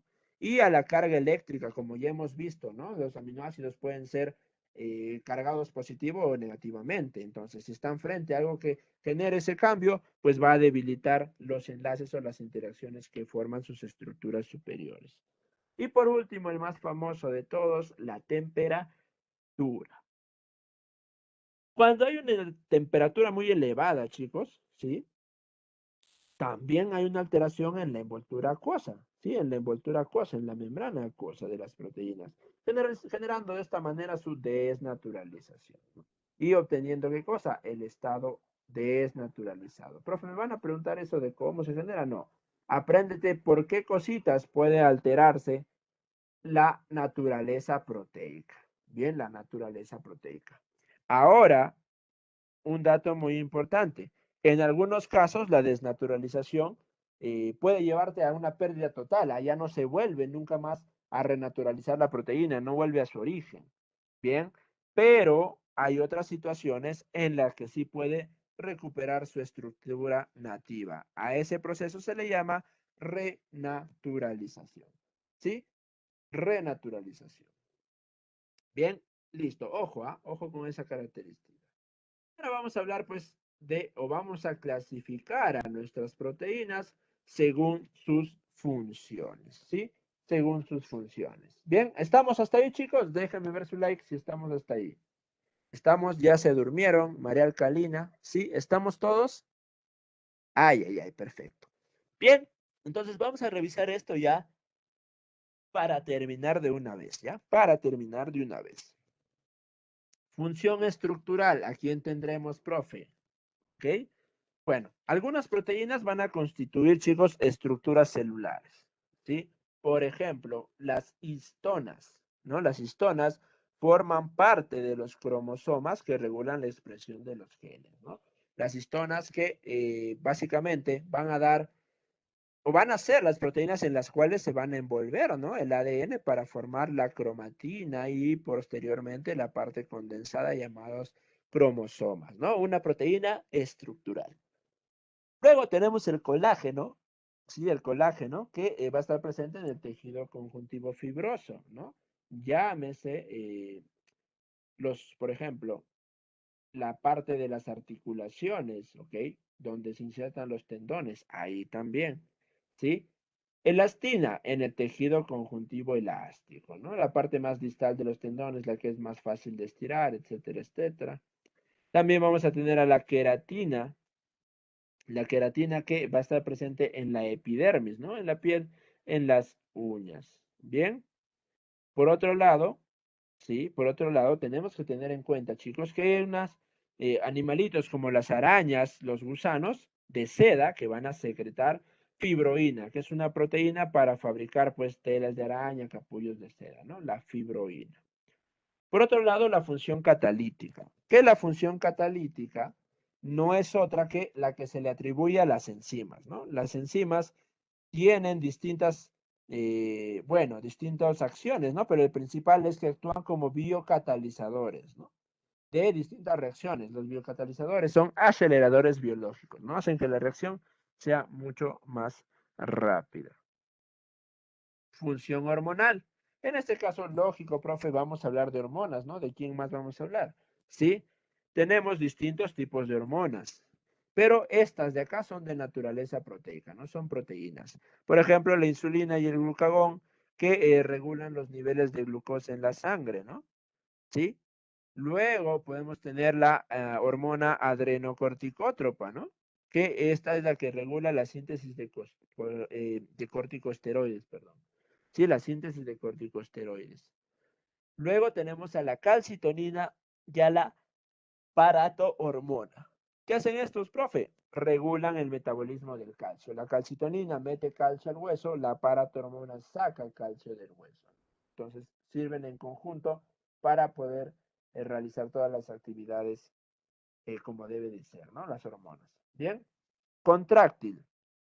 La función contráctil, chicos, está otorgada, pues, ¿a quiénes más sino a las proteínas contráctiles, ¿no? Actina y miosina. Están presentes en los músculos y que se encargan de la contracción muscular, lógico. También tenemos a la dineína, que es la que se encarga de el movimiento, ¿no? El movimiento de los flagelos, ¿no? Sí, también vamos a tener a la propia flagelina, a la tubulina, presente en flagelos y cilios, ¿no? Que básicamente cumplen con la función contráctil que hace que se desplacen, pues, las estructuras que cuenten con estos órganos especializados, ¿no? Con estos organoides especializados, ¿sí? También tenemos la función de defensa, que está dado por algunas proteínas como las inmunoglobulinas, ¿no? ¿Sí? Que actúan pues como anticuerpos, ¿no? Las inmunoglobulinas que son netamente pues parte de los anticuerpos, ¿no? Tenemos a la IgG, a la IgG, a la IgM ahora que se ha puesto de moda, ¿no? Por COVID.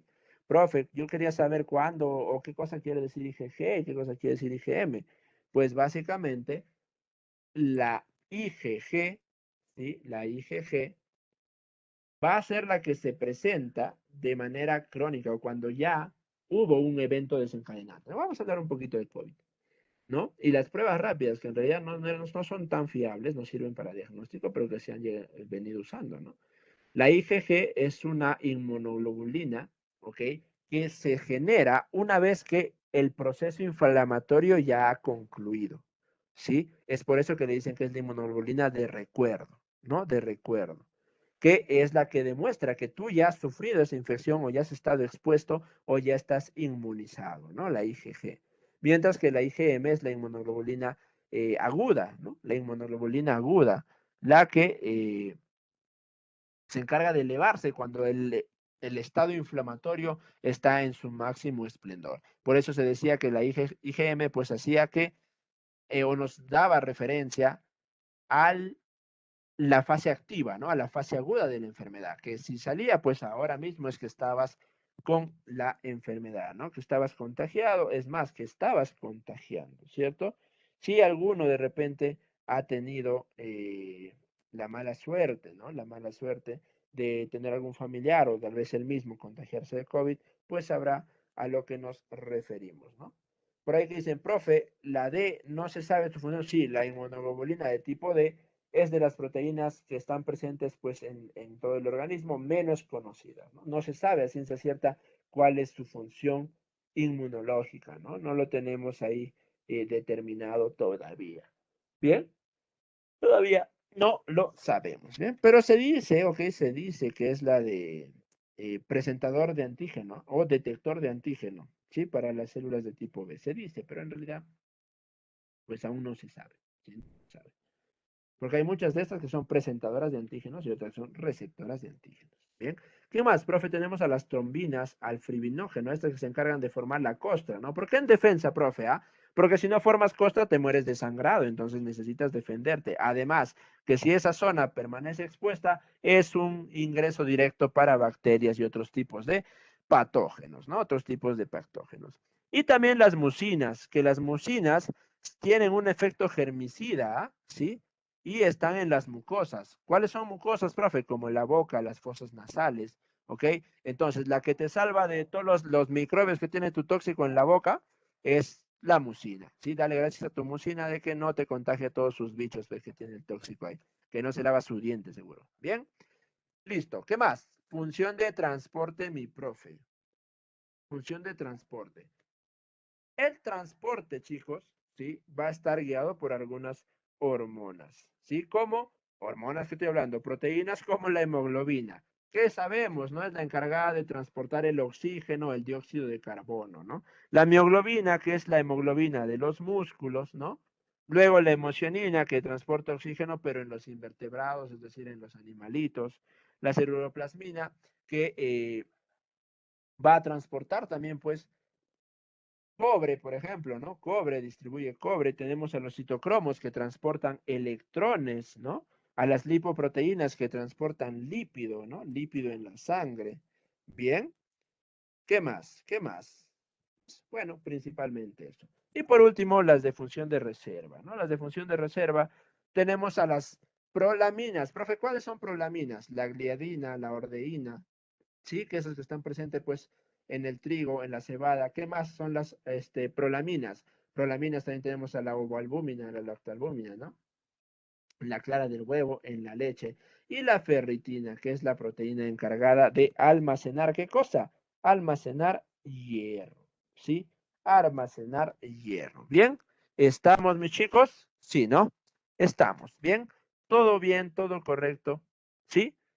Y de esta manera, pues, culminamos nuestra clasecita del día de hoy, chicos. La siguiente vamos a hablar, pues, de la configuración estructural. Y yo que me alegro. Bien, bien, chicos, bien. Entonces, con esto, pues, llegamos acá, lo dejamos por ahora. El día jueves vamos a culminar, ¿sí? Vamos a culminar. Profesor, y si solo me dice albúmina, porque si no me equivoco, dentro de esta tenemos al acero albúmina y albúmina, ¿cómo considero de transporte o de reserva? Uy, buena pregunta, buena pregunta. A ver, dependería, porque en realidad, si te piden, si te dicen oval, tendría que especificarte, serían muy maleados si te ponen albúmina y te dicen pon de reserva o transporte. Si te dicen solo albúmina, ¿sí? Yo diría que sería mejor que marques de reserva, ajá, de reserva. Ya, si te dice solo albúmina, porque las albúminas son las que encontramos pues en derivados de animales, entonces te orientarías más por esa función, ¿ok? ¿Sí? Bien, mis chicos, entonces la siguiente semana que estoy hablando, la siguiente clase vamos a culminar con todo esto de acá. Mira, les voy haciendo spoiler. Sí, vamos a hablar de la clasificación estructural, fibrosas globulares, vamos a hablar de la clasificación según composición y vamos a hablar de las señoras enzimas, ¿no? Si ahí estás chineando tu librito, vas a reconocer estas imágenes porque son mis imágenes. Ah, mentira. Bien, porque son las que estamos usando, pues, ¿no? Obviamente los esquemas que están acá. Y ya los vas a entender fácilmente si aún no los has entendido. Bien, mis chicos, entonces nos vemos el día jueves. Continúen con su jornada del día de hoy, ¿sí? Y ya saben, estudien, estudien y estudien. Nos vemos para culminar la clasecita el día jueves. Chao, mis chicos, hasta luego. Chao, chao. Chao, profesor, hasta la próxima. Profesor. Chao, Hasta profesor. luego, Hasta la próxima. chicos. Chao, chao. Hasta la próxima.